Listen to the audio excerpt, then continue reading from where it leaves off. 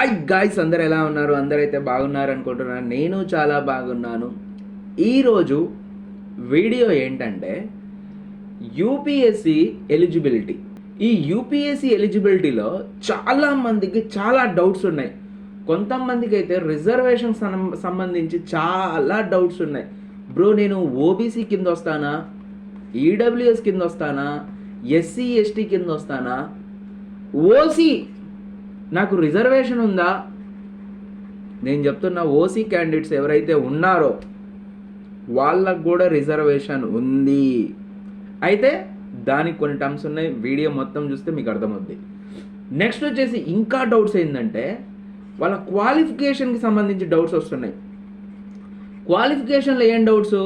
Bro, నేను open degree చేస్తున్నా, నేను రెగ్యులర్ డిగ్రీ చేశా, నా డిగ్రీ కంప్లీట్ అవ్వడానికి నాకు 5 years పట్టింది, 6 years పట్టింది, 3 yearsలో కొంతమందికి అయింది, నాకు పర్సంటేజ్ ఇంత రాలేదు. చాలా అంటే చాలా డౌట్స్ ఉన్నాయి. ఆ డౌట్స్ అన్నీ మనం ఈ సెషన్లో అయితే క్లియర్ చేస్తాను. నెక్స్ట్ వచ్చేసి నేను ఏదైతే మీకు మొత్తం చెప్తున్నానో విత్ ప్రూఫ్ అన్నీ పెడతాను.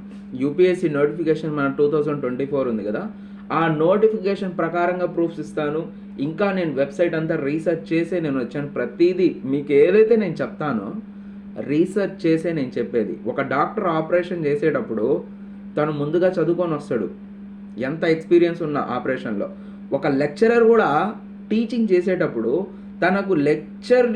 తన ఎక్స్పీరియన్స్ ఎంత ఉన్న ప్రొఫెషన్లో ఆ సబ్జెక్ట్ ముందు రోజు చదువుకొని వస్తాడు. అట్లే నేను ఏదైనా మీకు ఒక టాపిక్ చెప్తున్నానంటే, ఒక విషయం గురించి, దానికి నేను చాలా రీసెర్చ్ చేసిన తర్వాతే నేను మీకు చెప్తాను. ఇప్పుడు మనం చూస్తే ఇక్కడ ఫస్ట్ వచ్చేసి మనకు యూనియన్ పబ్లిక్ సర్వీస్ కమిషన్, నేను 2024 నోటిఫికేషన్ ఉంది కదా, ఆ నోటిఫికేషన్ని చాలా ఎగ్జామిన్ చేశా. కొన్ని కామన్ పాయింట్స్ అవి కవర్ చేయడానికి. ఎందుకంటే అది లేటెస్ట్ నోటిఫికేషన్ కాబట్టి మనకి ఎక్కువ ఏం మార్పులు ఉండవు కాబట్టి చూసాం. ఇక్కడ ఈ నోటిఫికేషన్లో మీరు చదివితే నాకు ఒక హైలైట్ పాయింట్ కనిపించింది. All candidates male, female, transgender. చాలామందికి డౌట్ ఉండింది, ట్రాన్స్జెండర్స్ కూడా యూపీఎస్సీకి ఎలిజిబుల్లా కాదా అని చెప్పేసి. ఇక్కడ క్లియర్గా ఇచ్చేసాడు. Candidates to ensure their eligibility for the examination. వాళ్ళు ఎగ్జామినేషన్ ఎలిజిబిలిటీలో all candidates male, female, transgender కూడా ఇచ్చాడు. ఒక్క పెద్ద డైలమా ఏదైతే ఉండిందో అందరికీ, ట్రాన్స్జెండర్ అవునా కాదా అనేది, అది పోద్ది. నెక్స్ట్ మనం చూసుకుంటే చాలామందికి ఈడబ్ల్యూఎస్ అంటే తెలీదు. ఈడబ్ల్యూఎస్ అంటే ఏం లేదు, simple, economically weaker section. Okay, నేను ఇందాక ఫస్ట్ వీడియోస్లోనే చెప్పాను, స్టార్టింగ్లోనే, ఓసీ క్యాండిడేట్స్కి కూడా రిజర్వేషన్ ఉందా యూపీఎస్సీలో అని. ఒరే, నీకు తలకాయ పని చేస్తుందా, పని చేయట్లేదా అని చెప్పేసి మీరు చాలామంది అనుకోవచ్చు. లేదు, నాకు పని చేస్తుంది. ఓసీ క్యాండిడేట్స్కి రిజర్వేషన్ ఉంది. వాళ్ళనే ఈడబ్ల్యూఎస్ అంటాం. వాళ్ళనే ఏమంటాం? ఈడబ్ల్యూఎస్ అంటాం. అయితే దీనికి కండిషన్స్ ఉన్నాయి. మళ్ళీ కండిషన్స్ ఉన్నాయి. ఆ కండిషన్స్ ఏంటో చూడండి. The economically weaker section category in India includes people who are not, బాగా చూడండి, who are not scheduled caste, scheduled tribe, other backward classes category. అంటే ఒక వ్యక్తి ఈడబ్ల్యూఎస్ అవ్వాలి అంటే వాడికి స్టేట్లో, తను ఉండే రాష్ట్రంలో ఎస్సీ రిజర్వేషన్ ఉండకూడదు, ఎస్టీ రిజర్వేషన్ ఉండకూడదు, బీసీఈ, బీసీబీ ఇట్లాంటివి ఇస్తుంటారు. బీసీలో చాలా అంటే బ్యాక్వర్డ్ క్లాసెస్, దీంట్లో రిజర్వేషన్ ఉండకూడదు. సెంట్రల్లో వచ్చేసరికి ఓబీసీలో రిజర్వేషన్ ఉండకూడదు. వీటికి అర్థమైంది కదా మీకు? ఓబీసీ అనేది మనకు సెంట్రల్కే, స్టేట్లో మనం దీన్ని యూజ్ చేయము. స్టేట్లో మనకి ఎస్సీ, ఎస్టీ, బీసీ వరకే. ఓబీసీ అంటే సెంట్రల్లో యూజ్ చేస్తాం. ఇది కూడా ఎవరికి? బీసీ క్యాండిడేట్స్కే ఎక్కువ యూజ్ చేసేది. ఇక్కడికి అర్థమైంది కదా? నువ్వు ఈడబ్ల్యూఎస్ సర్టిఫికేట్ నీకు కావాలి అంటే కండిషన్లో ఫస్ట్ కండిషన్ ఏంది? నువ్వు స్టేట్లో ఎస్సీలో రాకూడదు, ఎస్సీ రిజర్వేషన్ ఉండకూడదు, నీకు ఎస్టీ రిజర్వేషన్ ఉండకూడదు, బీసీ ఉండకూడదు. చాలామంది మనం చూసుకుంటే ఇక్కడే క్లాష్. బ్రో, నాకు స్టేట్లో బీసీ రిజర్వేషన్ ఉంది, బీసీబీ బీసీఈ, నాకు సెంట్రల్లో ఈడబ్ల్యూఎస్ వస్తుందా అంటే రాదు. ఫస్ట్ కండిషన్ అది సామీడా. నీకు స్టేట్లో ఎస్సీ ఉండకూడదు, ఎస్టీ ఉండకూడదు, బీసీ ఉండకూడదు, నువ్వు ఓబీసీ ఉండకూడదు. ఇది క్లియరా? నెక్స్ట్ కండిషన్ చూడు, whose annual family income is less than 8 lakh. Family అనగానే మీనింగ్ ఏం తెలుసా? మీ రేషన్ కార్డులో ఎంతమంది ఉంటే వాళ్ళందరూ ఫ్యామిలీ. ఫ్యామిలీ ఇన్కమ్ మొత్తం కలిపి, ఇప్పుడు మా అమ్మ ఉంది, మా నాన్న ఉన్నాడు, నేనున్నా, మా అన్న, మా అక్క, అందరం ఉన్నాం. మా అమ్మ వచ్చేసి మా నాన్న వచ్చేసి ఏదైనా బిజినెస్ చేస్తున్నాడు, సరేనా? ఆయన ఇన్కమ్ వచ్చేసి ఫర్ ఎగ్జాంపుల్ 4 lakhs అనుకో యాన్యువల్ ఇన్కమ్. మా అమ్మ హౌస్ వైఫ్, ఏం లేదనుకో. మా అన్న వచ్చేసి వాడు ఒక జాబ్ చేస్తున్నాడు, వాడి ఇన్కమ్ వచ్చేసి ఫర్ ఎగ్జాంపుల్ 5 lakhs ఉందనుకో. ఏంది? 5 lakhs ఉందనుకో. ఇప్పుడు మా అక్క, తను ఏం చేయట్లేదు, చదువుకుంటుంది, ఏదో ఒకటి అనుకోండి, తను ఏం చేయట్లేదు. ఇంకా నేను యూపీఎస్సి, మనం ఒక క్యాండిడేట్, యూపీఎస్సి క్యాండిడేట్. ఇప్పుడు నేను ఈ రిజర్వేషన్ కోసం పోయినా, వాడు ఫస్ట్ చెప్పిందండి family income, annual family less than 8 lakh ఉండాలా. ఇక్కడ చూస్తే మా అన్న 5 లక్షలు సంపాదించా, మా నాయన 4 లక్షలు సంపాదించారని ఉండే. 2 కలిపితే ఎంత? 9 లక్షలు కదా. అంటే 8 lakhsకి అబోవ్ ఉంది కదా. అట్లా అన్నమాట.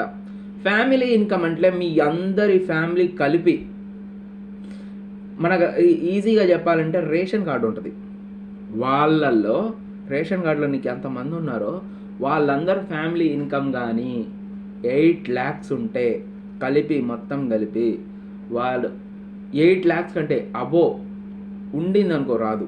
లెస్ దాన్ ఉండాలి. ఈక్వల్ కూడా చెప్పలేదు, ఇన్కమ్ ఈజ్ లెస్ దాన్ అన్నాడు. కాబట్టి 8 lakhs తక్కువే ఉండాలి. నేను ఇంకో విషయం చెప్పేదా, మనకు చాలా బెనిఫిట్ ఏంటంటే చాలామందికి ఈ ఇన్కమ్ అనేది ఎగ్జాక్ట్గా ఎవరికి తెలీదు.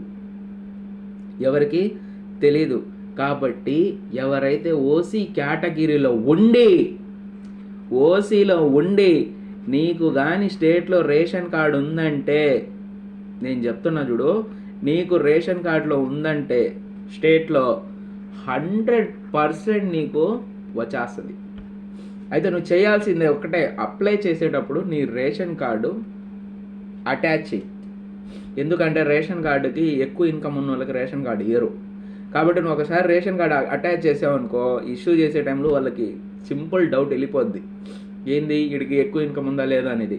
రేషన్ కార్డు ఎప్పుడైతే నువ్వు అటాచ్ చేస్తావో వాళ్ళకి ఈ డౌట్ వెళ్ళిపోద్ది. ఫస్ట్ ఆ డౌట్ వెళ్ళిపోయిందా, ఆ డౌట్ వెళ్ళిపోగానే నీకు సగం ప్రాబ్లమ్ సాల్వ్. ఓసీలో నీకు ఈడబ్ల్యూఎస్ సర్టిఫికేట్ ఇస్తారు, నువ్వు జంబాలుగా యూపీఎస్సీలో 10% రిజర్వేషన్ తీసుకోవచ్చు. అర్థమైంది? అయితే దీంట్లో ఇంకో కండిషన్ కూడా ఉంది. యాన్యువల్ ఇన్కమ్ 8 lakhs అయిపోయిందా, not own more than 5 acres of agriculture land. 5 ఎకరాల కంటే అగ్రికల్చర్ ల్యాండ్ ఎక్కువ ఉండదు ఆల్మోస్ట్. నాట్ ఓన్, ఎందుకంటే రేషన్ కార్డు ఉన్నోడికి ఇవన్నీ ఉండవు. Not own residential property larger than 200 square yards.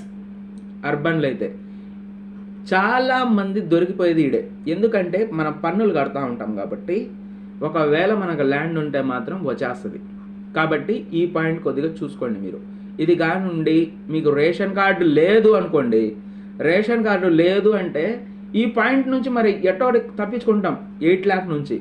కానీ ఈ అగ్రికల్చర్ ల్యాండ్ కాడ ఇంకోటి 200 square yards ఏదైతే అర్బన్ హౌస్ ఉందో ఇక్కడ కొద్దిగా మనం తప్పించుకోలేం. ఎందుకంటే లోకల్ విఆర్ఓస్ ఎవరైతే రెవెన్యూ డిపార్ట్మెంట్ ఉందో వాళ్ళకి ఐడియా ఉంటుంది. Not own residential plot larger the, ఇల్లు లేదు సరే, ప్లాట్ ఉందనుకో 100 square yards కంటే ఎక్కువ అయినా రాదు, అది మున్సిపల్ ఏరియాలో. అదే రూరల్ ఏరియాకి వచ్చేసరికి 240 square yards నాన్ మున్సిపల్ ఏరియాలో నీకు ప్లాట్ ఉండకూడదు.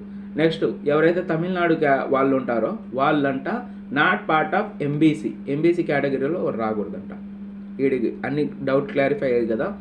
EWS category is a new type of reservation that is separate from the other backward classes SC ST categories. It is effective from 2019 నుంచి ఇది ఎఫెక్టివ్లో ఉంది. ఈడబ్ల్యూకి సంబంధించిన అన్ని డౌట్స్ అయితే నేను క్లియర్ చేశాను అనుకుంటున్నా.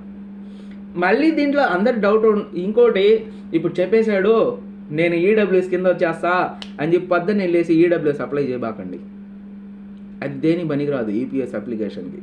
ఈడబ్ల్యూఎస్ సర్టిఫికేట్ ఎప్పుడు అప్లై చేయాలి నువ్వు అనేది కూడా నేను చెప్తా. ఇక్కడ చాలా మంది తప్పు చేసి మీకు తెలుసో తెలీదో లాస్ట్ టైం 2-3 years బ్యాక్ అంట ఈడబ్ల్యూఎస్ సర్టిఫికేట్లు అప్లై తీసుకొని వెళ్ళిపోయేసి ఎగ్జామ్ కూడా రాశారు. లాస్ట్ మెయిన్స్ ఆ టైంలో ఇంటర్వ్యూ టైంలో రిజెక్ట్ చేసేసారు. ఎందుకంటే ఆ ఈడబ్ల్యూఎస్ సర్టిఫికేట్ వాళ్ళు అప్లై చేసింది రాంగ్ డేట్లో అప్లై చేశారంట. ఆ డేట్ ఎప్పుడు అప్లై చేయాలి అనేది కూడా నేను చెప్తా. ఆ డేట్లోనే అప్లై చేసుకోవాలి బ్రో. ఎవరైతే వింటున్నారో వీడియో ఇది మాత్రం గుర్తుపెట్టుకోండి. ఈడబ్ల్యూఎస్ సర్టిఫికేటు ఎప్పుడు అప్లై చేసుకోవాలి ఇప్పుడు నేను చూపిస్తా డేట్ ఏమనేది. ఆ డేట్స్లోనే అప్లై చేసుకోవాలి, ఇంకెప్పుడు అప్లై చేసుకోకూడదు మీరు. నెక్స్ట్ చూడండి. నెక్స్ట్ వచ్చేసరికి ఈడబ్ల్యూఎస్ అయిపోయింది బ్రో. ఏంది బ్రో ఎలిజిబిలిటీకి ఫస్ట్ మనం ఏజ్ అందరూ క్వాలిఫికేషన్ గురించి చెప్తారు కదా. అవును, అందరూ ఏజ్ గురించి ఫస్ట్ క్వాలిఫికేషన్ అటెంప్ట్స్ గురించి చెప్పుకొని వస్తారు. కానీ మెయిన్ ప్రాబ్లం అందరికి అది కాదు ఉండేది. ఎక్కువ ప్రాబ్లం ఉంది. నేను అందుకే నా వీడియోలో ఫస్ట్ ఇవే నేను డిస్కస్ చేస్తున్నా. ఏదైతే ఇంపార్టెంట్ ఉంటుందో అదే ఫస్ట్ డిస్కస్ చేయాలా. తర్వాత మిగతాయి మనం అందరు చేస్తారు, మనం అలా చేస్తే డిఫరెన్స్ ఏముంది మనకు వాళ్ళకి. కాబట్టి నా వీడియో కొద్దిగా స్పెషల్ ఉండాలంటే ఏదైతే ఎక్కువ మంది ప్రాబ్లమ్ సాల్వ్ చేస్తున్నారో నేను దాన్నే ఫస్ట్ డిస్కస్ చేస్తాను. ఇప్పుడు చూడండి, ఇక్కడ క్రీమీ లేయర్ అని చెప్పేశారు. ఓబీసీ నాకు వచ్చేసి స్టేట్లో ఎస్సీ ఎస్టీ వాడికి ఏం ఇబ్బంది లేదు స్వామి. వాళ్ళకి ఏమంటే సెంట్రల్ అయినా స్టేట్ అయినా ఒకటే రిజర్వేషన్స్ ఉంటాయి ఎస్సీ ఎస్టీ కేటగిరీ. ఎందుకంటే ఇవి సెంట్రల్లో డిసైడ్ చేస్తాయి కాబట్టి దాంట్లో వాళ్ళకేం ఇబ్బంది ఉండదు. బీసీ క్యాండిడేట్ ఎవరైతే ఉంటారో ఓడికి స్టేట్లో బీసీఏ ఉంటుంది, ఈడేమో బీసీడీ ఉంటుంది, బీసీబీ ఉంటుంది. పాపం వాడు ఓబీసీ సర్టిఫికేట్కి అప్లై చేయడానికి పోతే నువ్వు ఓబీసీ కాదురా అంటారు. ఒకే మాట, ఓబీసీ కాదంటారా. వీడికి ఇంకా అర్థం కాదు. ఎందుకంటే మనకు స్టేట్లో ఏంటంటే బీసీ సర్టిఫికేట్ ఇస్తారు, backward class certificate, BCB BC ఇలాంటి చాలా ఉన్నాయి లేండి, చాలా సబ్ కేటగిరీస్ ఉన్నాయి దీంట్లో. మనకు స్టేట్లో ఇస్తారు. ఈ బీసీ వాళ్ళు ఎవరైతే ఉంటారో వాళ్ళు సెంట్రల్ అప్లై చేసేటప్పుడు సెంట్రల్ జాబ్స్, యూపీఎస్సీ మనకు సెంట్రల్ జాబే కదా, ఆడ అప్లై చేసేటప్పుడు మనకు కావాల్సిన క్వాలిఫికేషన్లో మనకు కావాల్సిన ఎలిజిబిలిటీ మనం చూస్తుంటే మనకు ఉండాల్సింది ఏం తెలుసా, ఓబీసీ సర్టిఫికేట్ కావాలా సెంట్రల్లో అప్లై చేయాలంటే బీసీ వాళ్ళకి. దీంట్లో మళ్ళీ క్రీమీ లేయర్ ఉంది. ఇంకోటి వచ్చేసి నాన్ క్రీమీ లేయర్ ఉంది. నేను దీనికి వెళ్ళే ముందు మీకు ఇంకో విషయం చెప్తున్నా. ఓబీసీ వాళ్ళకే పాపం వాళ్ళు ప్రాబ్లం ఫేస్ అయిపోయి ఈ బీసీ సర్టిఫికేట్ స్టేట్లో ఏదైతే తీసుకుంటారో వాళ్ళ సెంట్రల్కి పనికిరావు కాబట్టి వాళ్ళు ఓబీసీ సర్టిఫికేట్ అప్లై చేయడానికి వెళ్తారు. ఓబీసీకి వెళ్తారా, ఎంఆర్ ఆఫీస్ మోస్ట్లీ మనం వెళ్తాం. అక్కడికి వెళ్ళంగానే నీకు ఓబీసీ రాదనగానే మనసు ఎట్టా మండిపోద్దంటే అసలు కడుపు మండిపోద్ది తెలుసా. అది ఎవరైతే ఫేస్ చేశారో వాళ్ళకే తెలుస్తుంది. అయితే ఈ ఓబీసీ నువ్వు ఓబీసీ కింద వస్తావా రావా అన్నప్పుడు కానీ స్టేట్లో వాళ్ళు ఓబీసీ సర్టిఫికేట్ ఇష్యూ చేయకపోతే సెంట్రల్ ఎగ్జామ్ అప్లై చేసుకోవడానికి నేను చెప్తున్నా చూడు, నువ్వు యూపీఎస్సీకి ఓసీ క్యాండిడేట్ కింద అప్లై చేసుకోవాల్సిందే. నీకు రిజర్వేషన్ లేదు. ఇంకా నీకు స్టేట్లో ఉండొచ్చు రిజర్వేషను, నీకు సెంట్రల్లో ఓబీసీ లేదంటే నువ్వు ఓసీ కేటగిరీ కిందే అప్లై చేసుకోవాల్సి వస్తుంది. అర్థమవుతుందా? ఇక్కడికి వచ్చేసరికి ఓసీ వాళ్ళకి ఏదైతే ఏజ్ లిమిట్ ఉందో అదే ఏజ్ లిమిట్ వచ్చేస్తుంది. నెంబర్ ఆఫ్ అటెంప్ట్స్ ఏవైతే ఉన్నాయో అవి కూడా అవే వస్తాయి నీకు. ఇక్కడ మనం ఏం చేయలేము. అది ఎవరికి సెంట్రల్లో ఓబీసీ సర్టిఫికేట్ ఇవ్వకపోతే. అయితే స్టేట్ వాళ్ళు ఓబీసీ సర్టిఫికేట్ ఇయ్యరు కదా సెంట్రల్లో అప్లై చేసుకోవడానికి. నువ్వు ఓబీసీయా కాదా అని ఎలా తెలవాలి నీకు? వీళ్ళేమో చెప్పారేస్తారు స్వామి నీకు ఓబీసీ కాదని, నీకేమో డౌటు నువ్వు ఓబీసీ అని చెప్పేసి. ఎందుకంటే చాలా లిస్టులో నువ్వు చూసావు, మీ కులం వాళ్ళు మీ క్యాస్ట్ వాళ్ళు ఎవరైతే ఉన్నారో ఓబీసీ వాళ్ళు సెలెక్ట్ అయి ఉన్నారు ఓబీసీ సర్టిఫికేట్ తీసుకొని. ఇలాంటి టైంలోనే మనకు ఒక వెబ్సైట్ ఉంది. ఆ వెబ్సైటే national commission for backward class. ఓయమ్మా ఇదేం కనిపించట్లేదా, జూమ్ చేస్తాను. ఈ website national commission for backward class. ఈ వెబ్సైట్ ఓపెన్ చేసుకో. నేను దీని లింక్ కింద ఇస్తా, టెన్షన్ పడబాకండి. ఈడేదైతే ఉందో తొందర రాసుకోబాకండి. నేను లింక్ ఇస్తా, నిదానం క్లిక్ చేయండి. ఎక్కడైనా మీకు ఎర్రర్ మాకు కొన్నిసార్లు వస్తుంది, సేఫ్టీ ఇది దాని కింద అడ్వాన్స్డ్ కొట్టేసి అన్సేఫ్లోనే మీరు రన్ చేసినా మీకు వస్తుంది ఈ వెబ్సైట్. ఈ వెబ్సైట్ ఓపెన్ చేసి, ఎక్కువగా మన ఆంధ్రప్రదేశ్ వాళ్ళు ఉంటాం, నా వీడియో చూసే వాళ్ళు ఇల్లే ఉంటారు, ఆంధ్రప్రదేశ్ వాళ్ళు లేకపోతే తెలంగాణ వాళ్ళు ఉంటారు. మీ స్టేట్కి సంబంధించిన లిస్ట్ ఇక్కడ ఉంటుంది. ఆంధ్రప్రదేశ్ అనుకో, ఆంధ్రప్రదేశ్ క్లిక్ చేయి. ఈ ఆంధ్రప్రదేశ్ మీద క్లిక్ చేయగానే ఓబీసీ కేటగిరీస్ ఎవరెవరు వస్తారో సెంట్రల్ లిస్ట్లో వాళ్ళ అన్ని కులాలు ఉంటాయి. వీడికి అర్థమైందా?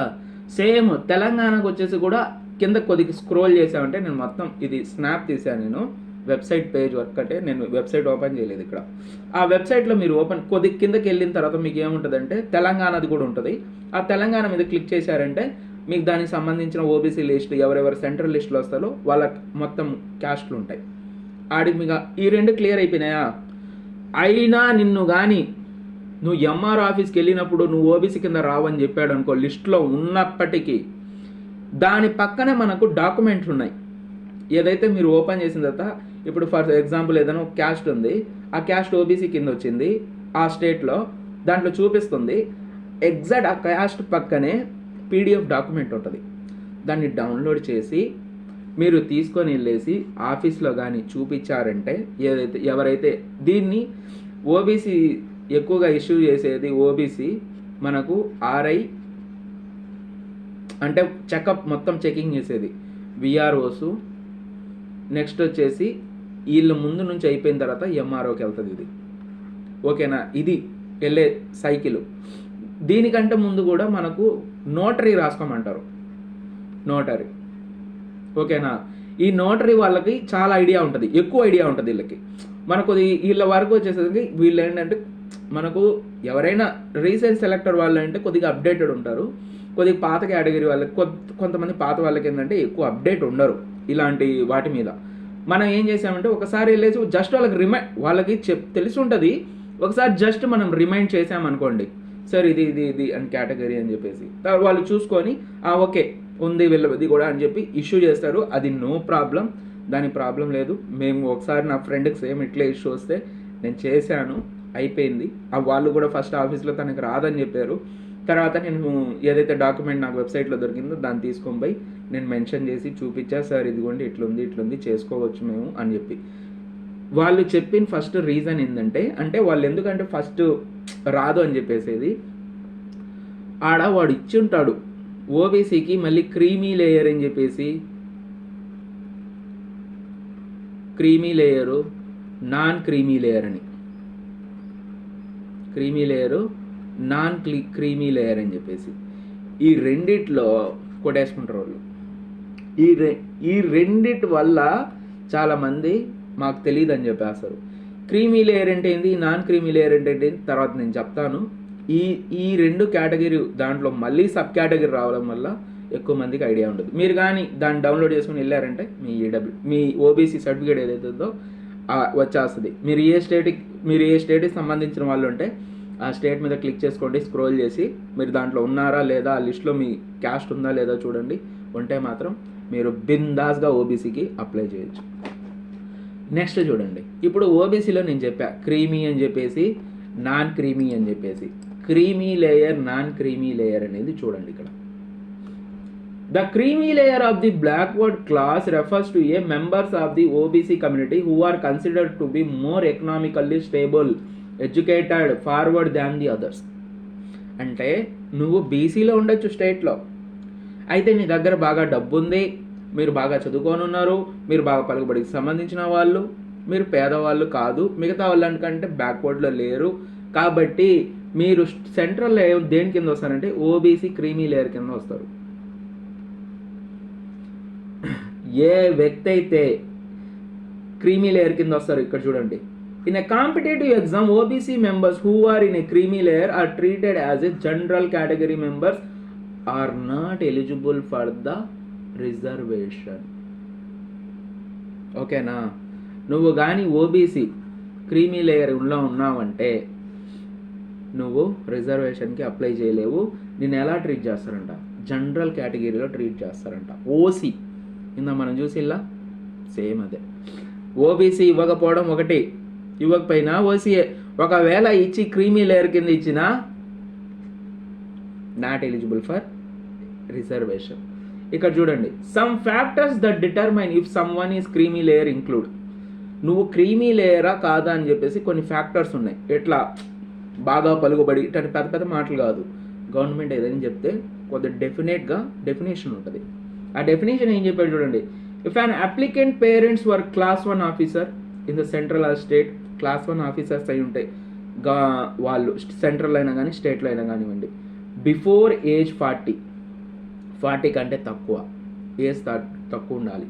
Are if both parents were class 2 officer before age 40, ఒకవేళ ఇద్దరు అమ్మా నాన్న ఇద్దరు కానీ ఆఫీసర్లు అయ్యిండి ఏజ్ 40 కంటే తక్కువ ఉన్నప్పుడు ద అప్లికేట్ అనేది is consider to be A creamy layer. ఆ అప్లికేట్ అంటే మనం ఏమనుకుంటామంట, క్రీమీ లేయర్ అనుకుంటామంట. బిఫోర్ 40 అంటే ఏజ్, మా అమ్మా నాన్నకి 40 అంటే అప్పుడు మనకి ఏజ్ ఎంత ఉండాలా? వాళ్ళు కానీ 20 సంవత్సరాల ఏజ్లో పెళ్లి చేసుకొని ఉంటే సరే, నువ్వు ఇక్కడికి వచ్చేసరికి అట్టొచ్చినా వాళ్ళకి 40 కూడా వచ్చేసి ఉంటాయి. నువ్వు 21కి ఎలిజిబుల్ ఇవి కాబట్టి ఇది చాలామందికి ఏజ్ అనేది ఏముండదు. ఎందుకంటే ఆల్మోస్ట్ మన ఎవరైతే మ్యారేజెస్ అయ్యి ఉంటాయో వాళ్ళందరికీ కొద్దిగా లేట్గా అయ్యి ఉంటాయి. మనం చూసుకుంటే ఎట కాకపోయినా వాళ్ళకి 45, 44, 40 అబోనే ఉంటాయి. మోస్ట్లీ 40 అబోనే ఉంటాయి మనం చూసుకుంటే ఏజ్. కాబట్టి ఇది అంత ఉండదు. అయితే ఈ ఆఫీసర్లు మాత్రం క్లాస్ 1, క్లాస్ 2 ఈ ఆఫీసర్స్ యాన్యువల్ ఇన్కమ్ మళ్ళీ చూడండి ఇక్కడ, OBC members annual income is 8 lakhs above ఉండకూడదు. ఓబీసీ మెంబర్ ఆడ మన ఫ్యామిలీ చెప్పాడు, ఇక్కడ మెంబర్ చెప్తున్నాడు. మెంబర్ అబోవ్ 8 lakhs ఉండకూడదంట. They are considered to be in the creamy layer. Next, parents profession. If the applicant parents are doctors, lawyers, management consultants, engineers, the applicant is considered to be creamy layer. ఓకేనా? కరెక్ట్గా చెప్పాలంటే నీకు OBC certificate creamy layer కింద రాకూడదంటే first one మీ అమ్మా నాన్న కానీ ఆఫీసర్లు కానీ అయ్యి ఉంటాయి. ఆడ కొద్దిగా మనకు కష్టమైపోద్ది, అక్కడ మనకు రాదు.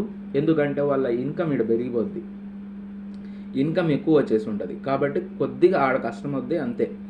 ఓబీసీ లేకుంటే నాన్ క్రీమీ లేయర్.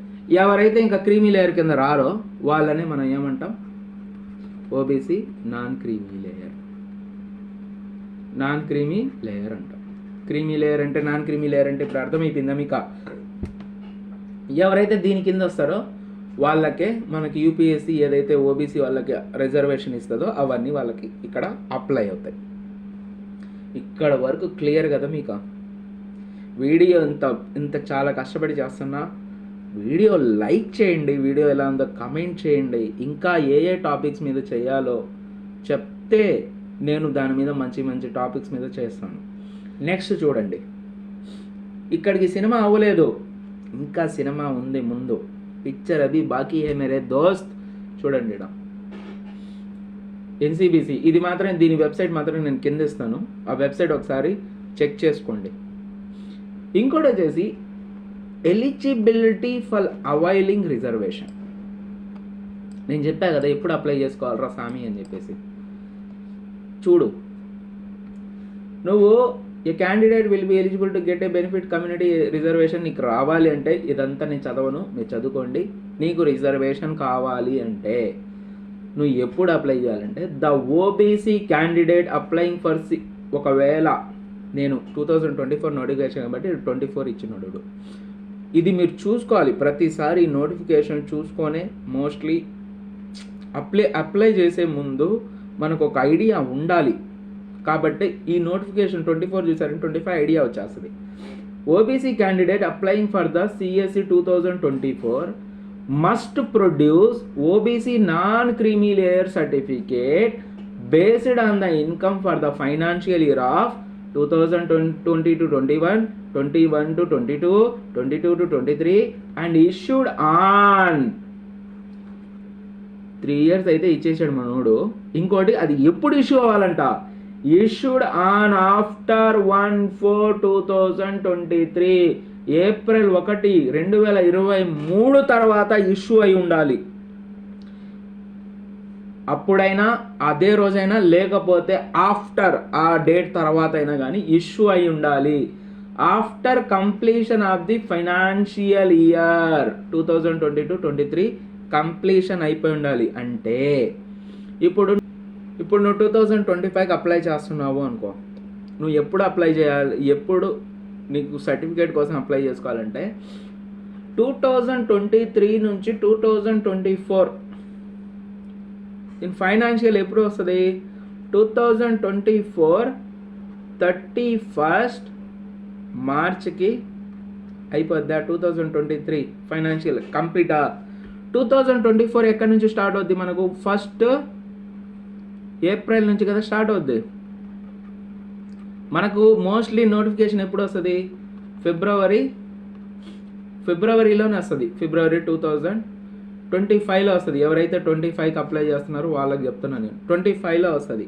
కాబట్టి నువ్వు రన్నింగ్లో ఉంటావు 24. ఇది ఎండ్ అయ్యేది ఎప్పుడు, ఈ ఫైనాన్షియల్ ఇయర్ నీకు 31 మార్చ్ 2025 కదా వస్తుంది. అంటే దీని బిట్వీన్లోనే వస్తుంది కదా నీకు ఫైనాన్షియల్ ఇయర్. 31 మార్చ్ 2025కి నీ 2024 ఫైనాన్షియల్ ఇయర్ ఇక్కడ కంప్లీట్ అవుద్ది. అయితే దీని లోపలే నీకు నోటిఫికేషన్ వచ్చేస్తుంది కదా ఫిబ్రవరి. కాబట్టి ఇంకా కంప్లీట్ అవ్వలేదు కదా. అందుకే మనం ఏం చేయాలంటే మనం అప్లై చేసేవాళ్ళం 1 ఏప్రిల్ తర్వాత అప్లై చేసుకోవాలి. నీ దగ్గర ఉండాల్సింది 25 వాడికి 22, 23 to 24 ఇదిగోండి ఇక్కడ ఇట్లా. నెక్స్ట్ 22 to 23 3 years ఉండాలంట. అర్థమైందా?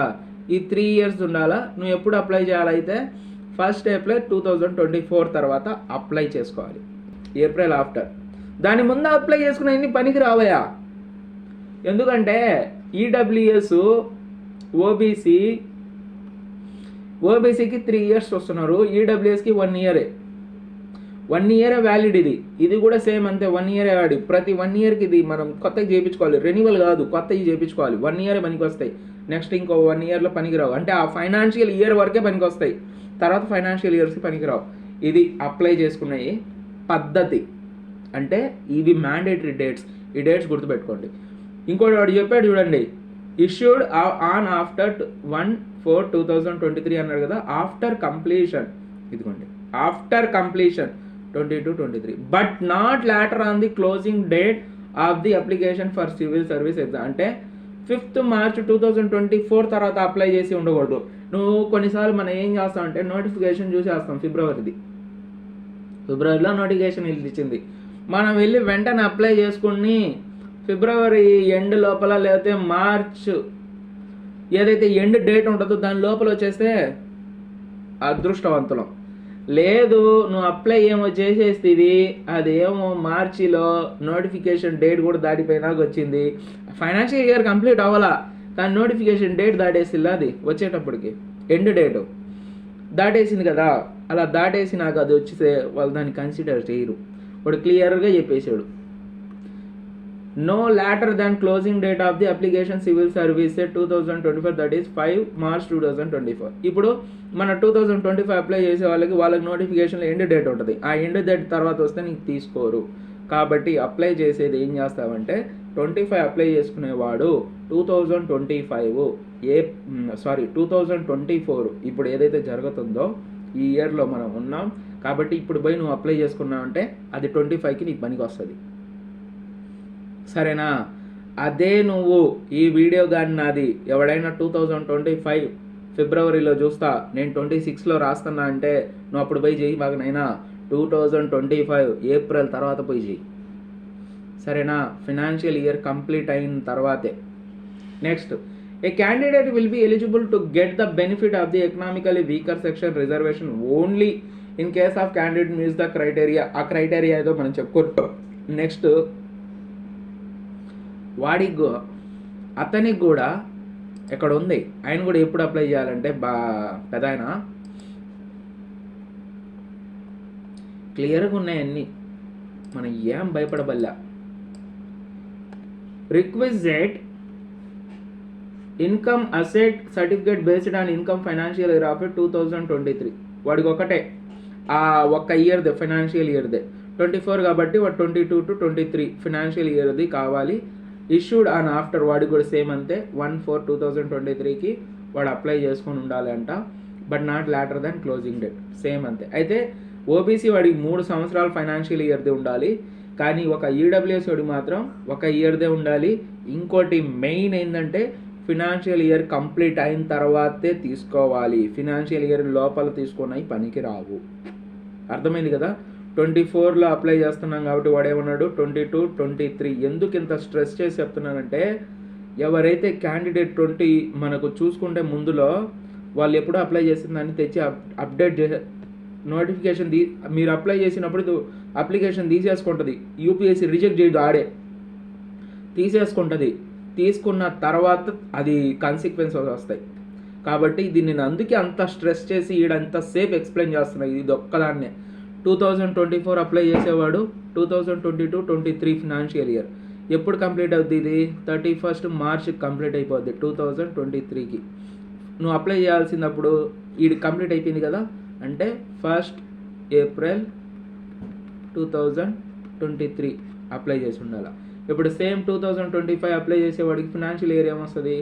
2023 to 2024 వస్తుంది. ఇది ఎక్కడికి కంప్లీట్ అవుద్ది? 31st March 2024కి కంప్లీట్ అవుద్ది ఈ ఫినాన్షియల్ ఇయర్. స్టార్ట్ అయ్యేది ఎక్కడి నుంచి? 1st April 2023 నుంచి. ఇది కంప్లీట్ అయిపోయింది ఫినాన్షియల్ ఇయర్. నెక్స్ట్ వచ్చే ఫినాన్షియల్ ఇయర్ మనకు దేనికి సంబంధించింది? 1st April 2024. ఇది దేనికి సంబంధించింది? ఈ ఫినాన్షియల్ ఇయర్ 2024 నుంచి 2025 సంబంధించింది. నువ్వు 25 కదా అప్లై చేస్తున్నావు, కాబట్టి నువ్వు ఎప్పుడు అప్లై చేసి ఉండాలా? ఈ ఓబీసీ అయినా ఈడబ్ల్యూఎస్ అయినా 1st April తర్వాత అయినా చేసి ఉండాలా, 1st Aprilకి అయినా చేసి ఉండాలి. ఇష్యూ కూడా అప్పుడే అయ్యి ఉండాలి. ఓకేనా? అదే రోజు అవసరం లేదు, ఈ డేట్ తర్వాత అయ్యి ఉండాలి. ఈ డేట్ ముందు అవ్వకూడదు. ఎందుకంటే నువ్వు ఫినాన్షియల్ ఈ ఇయర్లో ఉన్నావు, ఇవన్నీ అయిపోయినాయి, ఇది మనకు అవసరం లే. నువ్వు అప్లై చేయాల్సింది 1st April 2024. ఎవడైతే 25 వాడు అప్లై చేస్తాడు. ఇంతవరకు క్లియరా? నెక్స్ట్ చూడండి. మీకు అనిపించచ్చు బోరింగ్ అని చెప్పేసి, ఇది చాలా ఇంపార్టెంట్ ఇన్ఫర్మేషన్. ఇది చాలా మంది తెలియక బాగా చదువుకున్నారు, మొత్తం చదివినాం, చిన్న తెలియక ఎగ్జామ్స్లో డిస్క్వాలిఫై అయిపోతున్నాం. చిన్నవి మీరు ఒక ఇన్స్టాగ్రామ్లో ఒక వీడియో కూడా బాగా వైరల్ అయింది. కొన్ని మినిట్స్ వల్ల అంతే ఎగ్జామ్ హాల్లో కూడా రానిలేదు. మీరు ఇన్స్టాగ్రామ్లో చూస్తుంటారు, ఒక అమ్మాయి లోపల రాకపోయేసి వాళ్ళ అమ్మాయి ఏడ్చి ఇదైపోద్ది అక్కడ. తెలుసు కదా వీడియోస్, అవన్నీ చిన్న మిస్టేక్స్. అందుకే నేను అంత డీటెయిల్గా చెప్తున్నా ప్రతిదీ. నువ్వు సర్టిఫికేట్ అప్లై చేసుకొని పెట్టేసి అక్కడ రాక ఎంత కడుపు మంట. ఇన్ని ఇయర్స్ మనం చదివి మొత్తం వృధాగా పోతే కదా. అందుకే నేను చెప్తున్నా, అంత స్ట్రెస్ చేసి చెప్తున్నా. ఆ పాయింట్ కానీ ఎవరికైనా అర్థం కాకపోతే ఇంకా నాకు కమెంట్ చేయండి, నేను డీటెయిల్గా ఎక్స్ప్లెయిన్ చేస్తాను కమెంట్లో అయినా. నా వీడియోస్ అందరికి హెల్ప్ఫుల్ అవ్వాలనే. ఇప్పుడు ఇక్కడ చూడండి, మినిమం ఎడ్యుకేషనల్ క్వాలిఫికేషన్. దీనికి వచ్చేసరికి డౌట్లు అందరికీ, అన్నా నేను ఓపెన్ డిగ్రీ చేశానా, లేకపోతే ఏదో ఒకటి గ్రాడ్యుయేట్ ఓపెన్గా చేశానా, రెగ్యులర్ చేయలేదు. ఇదొక డౌట్ ఒకటికి. ఇంకొకరికి ఈ డౌట్ ఏంటంటే, అన్నా నేను రెగ్యులర్నా డిగ్రీ మాత్రం చేసింది, ఆ రెగ్యులర్ డిగ్రీలో ఏమైందంటున్నా నా డిగ్రీ మామూలుగా 3 yearsకి కంప్లీట్ అవ్వాలి, నేను కంప్లీట్ చేసేసరికి 6 years పట్టింది నా అన్నాడు. ఓకేనా? ఇప్పుడు నేను ఎలిజిబుల్లా కాదా? ఈ డౌట్ కూడా అంతే, నేను ఎలిజిబుల్లా కాదా. నెక్స్ట్ ఇంకో డౌట్ ఏముంది తెలుసా? అన్న 4 years డిగ్రీ, అది కూడా నాకు కంప్లీట్ అయ్యేసరికి 8 years అయింది, నేను ఎలిజిబుల్లా కాదా. ప్రతి ఒక్కరికి ఇట్టు చాలామంది డౌట్ ఉంది. ఇది నేను క్లియర్గా చెప్తున్నా. ఇంకా కొంతమందికి ఇంకా డౌటు, అన్న నేను తెలుగు మీడియంలో చేస్తున్నా, ఇంగ్లీష్ మీడియం చదవలేదు అంటున్నారు. నేను ఎలిజిబుల్లా కాదా? క్లియర్గా చెప్తున్నా, ఎవరైతే డిగ్రీ కంప్లీట్ చేశారో, గ్రాడ్యుయేట్ అయ్యారో, a candidate must be hold a graduate of any university incorporated by an act. of a central or state legislature of India or educational institution by act of parliament are declared deemed to be under the section 3 university grant commission act. ఏదైనా university, అది state లెజిస్లేచర్లో అయినా లేకపోతే central అయినా కానీ, university incorporate అయితే, ఆ university register అయితే, చాలామందికి తెలియదు ఏంటంటే మనం యాడాడో చదువుతాం, అయితే మనం చదివే కాలేజ్ పేరు రాదు గ్రాడ్యుయేషన్లో. మనం చదివిన యూనివర్సిటీ, మన కాలేజ్కి ఒక యూనివర్సిటీ ఉంటుంది పైన, ఆ యూనివర్సిటీ కింద మన సర్టిఫికేట్స్ అవన్నీ వస్తాయన్నమాట ఇష్యూ అయ్యి, తను ఈ యూనివర్సిటీ నుంచి తన కంప్లీట్ చేశాడని. ఇప్పుడు ఓపెన్ డిగ్రీ చేసే టైంలో కూడా ఆ ఓపెన్ డిగ్రీ టైంలో అవి ఎట్లా ఉంటాయంటే మామూలుగా ఒక 4 రూములు ఉంటాయి, అది పెద్ద కాలేజ్ అని రాసేస్తుంటారు, అంటే కాలేజీలో పెట్టేసుకుని ఉంటారు, అని ఈ కాలేజీలో నుంచి చేసి నాకు పనికి వస్తుందా రాదా అంటాడు. కానీ ఈ 4 రూములు ఉన్నా కానీ వీళ్ళు ఏం చేసి ఉంటారంటే వీళ్ళు ఒక యూనివర్సిటీతో టైఅప్ అయి ఉంటారు. నీకు ఎగ్జామ్స్ రాపించి ఏం చేసినా ఆ యూనివర్సిటీ నుంచే చేపిస్తారు. వాళ్ళు యూనివర్సిటీ అని పేరు వచ్చిందంటే ఆల్రెడీ వాళ్ళు సెంట్రల్లో స్టేట్లో వచ్చి ఉంటారు. కాబట్టి ఈ డౌట్ అవసరం లేదు ఓపెన్ డిగ్రీ చేసే వాళ్ళకి. నేను ఎలిజిబుల్లా కాదా అంటే నువ్వు ఎలిజిబుల్లే స్వామి, ఏం డౌట్ లేదు. నేను ఇంకో ఎగ్జాంపుల్ కూడా చెప్తున్నా. ఇక్కడ రోనంకి గోపాలకృష్ణ సార్ గుర్తు తెలుసు అనుకుంటా అందరికీ. రోనంకి సారు యూపీఎస్సీ ర్యాంకర్, ఆయన 3rd ranker, Telugu medium ranker కూడా. చాలా ప్రౌడ్ ఫీలింగ్ నాకు. సార్ నేను చాలాసార్లు మీట్ అయి ఉన్నా. హైలైట్, సార్ డిగ్రీ ఓపెన్ చేశారు, ఓపెన్ డిగ్రీ చేశారు, ఎలిజిబుల్లే కదా, 3rd ర్యాంకర్ స్వామి. ఇంకా దీనికంటే బెస్ట్ ఎగ్జాంపుల్ నేను ఏం చెప్పేది మీకు, ఓకేనా? రెగ్యులర్గా వచ్చేసరికి 3 ఇయర్స్ అయిందా, నీకు 6 ఇయర్స్లో అయిందా, 8 ఇయర్స్లో అయిందా, సంబంధమే లే. డిగ్రీ కంప్లీట్ అయిందా, ఓకే నువ్వు ఎలిజిబుల్. ఇంకో డౌట్ కూడా ఉంటుంది, అనా గ్రాడ్యుయేషన్ కంప్లీట్ అయిపోయింది, నువ్వు ఎలిజిబుల్. అనా నేను ఫైనల్ ఇయర్ ఉన్నా. మన మామూలుగా సెమిస్టర్స్ ఉంటాయి. 3 ఇయర్స్ డిగ్రీ ఓడేమంటే ఫైనల్ ఇయర్ అనగానే 5th 6th సెమిస్టర్స్ ఉంటాయి. 4 ఇయర్స్ వాళ్ళకి ఏమంటే వాళ్ళు ఉండేది దేంట్లో 7th 8th సెమిస్టర్లో ఉంటారు. నువ్వు ఫైనల్ ఇయర్లో ఉన్నావు కదా, నువ్వు కూడా ఎలిజిబుల్లే. దేనికి? ప్రిలిమ్స్ ఎగ్జామ్కి అప్లికేషన్ వేయడానికి నువ్వు ఎలిజిబుల్లే యూపీఎస్సీకి. నెక్స్ట్ నువ్వు ఒకవేళ ఏముందిలే, నువ్వు చదివే ఉంటావు, ప్రిలిమ్స్ క్వాలిఫై అయిపోయావా, మెయిన్స్కి వచ్చావా, మెయిన్స్ అప్లై చేసేటప్పుడు నీ దగ్గర మస్ట్ అండ్ షుడ్ డిగ్రీ ఉండాలి. నువ్వు డిగ్రీ అప్లై చేసి ఉండాలి, డిగ్రీ వచ్చేసి ఉండాలి, డిగ్రీ ఒరిజినల్ డిగ్రీ అయినా ఉండాలి, లేకపోతే సర్టిఫికేట్స్ అయినా ఉండాలి. అంటే మార్క్ షీట్స్ అవి ఉంటాయి కదా, సర్టిఫికేట్ మామూలుగా మనకు మార్క్ షీట్ పెద్ద సర్టిఫికేట్ వస్తుంది, అదైనా ప్రొవిజనల్ సర్టిఫికేట్ అయినా ఉండాలి. అది డిగ్రీ కంప్లీట్ అయినా ఇస్తారు. అయితే ఎప్పుడు రావాలి, ఇది మెయిన్స్ కంప్లీట్ అయిన టైంకి వచ్చేయాలి. కొంతమంది ఇంటర్న్షిప్లో ఉంటారు, ఎవరైతే 6 ఇయర్స్ ఎంబీబీఎస్ అలాంటి వాళ్ళకంట ఈ ఒరిజినల్ డిగ్రీస్ అనేవి వాళ్ళు ఇంటర్వ్యూలో సబ్మిట్ చేయొచ్చంట. అయితే ఎవరైతే 4 ఇయర్స్ 3 ఇయర్స్ ఇలాంటి డిగ్రీ వాళ్ళు ఉంటారో వాళ్ళు మాత్రం మెయిన్స్ లోపలే వాళ్ళ దగ్గర డిగ్రీ ఉండాలి. ఇక్కడ కూడా చెప్తున్నా, ఎవరైతే నా డిగ్రీ అయిపోయిందినా, నేను చేశాను రెగ్యులర్లో 3 ఇయర్స్ డిగ్రీ 5 ఇయర్స్ పట్టింది, 5th ఇప్పుడు రాస్తున్నా, ఎగ్జామ్స్ రాశాను ఇంకా రాలేదునా రిజల్ట్ అని ఉన్నవాళ్ళు, సప్లై రాసే వాళ్ళు ఉన్నాం, వాళ్ళు కూడా ఫైనల్ ఇయర్ కింద మెన్షన్ అవుతాం. అంటే నేను అంటే చెప్తానంటే తన 3 ఇయర్స్ అయిపోయినాయి, కానీ పాపం తన 3rd ఇయర్లో వచ్చేసరికి ఫెయిల్ అయిపోయాడు ఏదో రీజన్స్తో, సప్లై రాశాడు, సప్లైలో ఇంకా రిజల్ట్ రాలా, తను కూడా ఎలిజిబుల్లే. అయితే మెయిన్స్ లోపల తన దగ్గర డిగ్రీ ఉండాలి. ఇట్లాగా నువ్వు ఎన్ని ఇయర్స్ అయిన రా, నువ్వు ఫైనల్ ఇయర్ కింద వస్తావు. అయితే సప్లై రిజల్ట్ మాత్రం నీకు మెయిన్స్ లోపల వచ్చి ఉండాలా, సర్టిఫికేట్ నీ కాడ. మెయిన్స్ అప్లికేషన్ మళ్ళీ అప్లై చేసి మెయిన్స్కి అప్లై చేస్తారు, ఆ అప్లై టైంలో నీ దగ్గర మస్ట్ అండ్ షుడ్ డిగ్రీ ఉండాలా. అది అప్లికేషన్ చేసేటప్పుడు అది అప్లోడ్ చేయాల్సి వస్తుంది. అందుకే ఆడు చెప్తున్నాడు, బాగా క్లియర్గా చూడండి.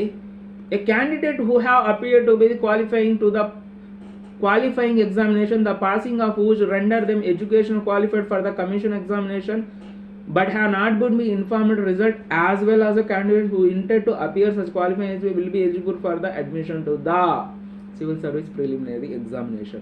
ఇక్కడ చూడండి, education qualified for the commission examination but have not be informed of the result. ఇంకా రిజల్ట్ రాలేదని రిజల్ట్ కోసం వెయిట్ చేస్తున్నారు.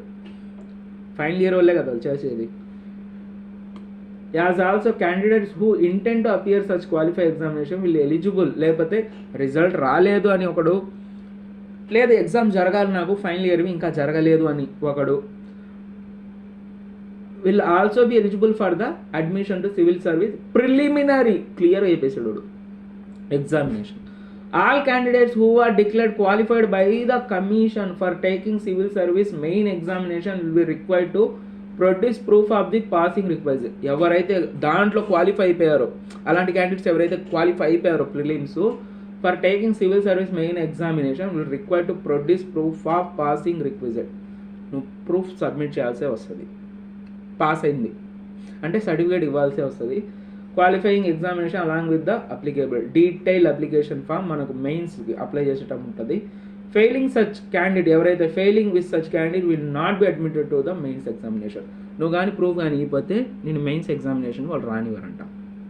చాలా క్లియర్గా చెప్పేశాడు. ఇంకా దీనికి ఏమైనా సంబంధించిన డౌట్ ఉంటే కమెంట్ చేయండి. నెక్స్ట్ చూడండి,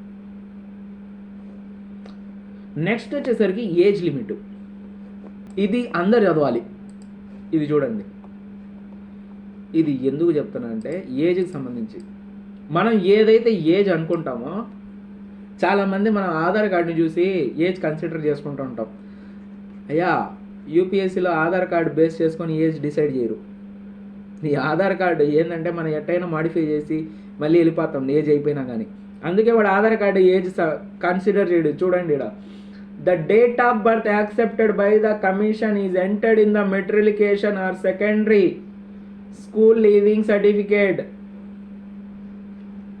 నీకు ఏదైతే 10th క్లాస్ మార్క్ షీట్ ఉందో దాంట్లో డేట్ ఆఫ్ బర్త్ అయినా, నువ్వు టీసీ ఏదైతే ఉందో నీకు ఆడ నుంచి ఇచ్చింది ఆ టీసీలో ఏదైతే ఉంటుందో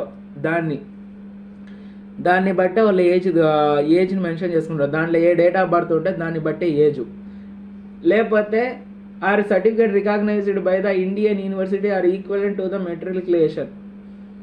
సరేనా, మెట్రికులేషన్ ఈక్వల్గా ఉన్న యూనివర్సిటీ అంటే ఓపెన్గా చేసుకుంటారు కదా, ఓపెన్ స్కూల్ చేసి ఉంటారు కొంతమంది 10th క్లాసు. అలాంటి వాళ్ళు కూడా నైనా డిగ్రీ ఒకటే కాదు ఓపెన్, నువ్వు 10th ఓపెన్ చేయి, ఇంటర్ ఓపెన్ చేయి, డిగ్రీ కూడా ఓపెన్ చేయి, నువ్వు ఎలిజిబుల్లే. సరేనా, ఏం భయం లేడా.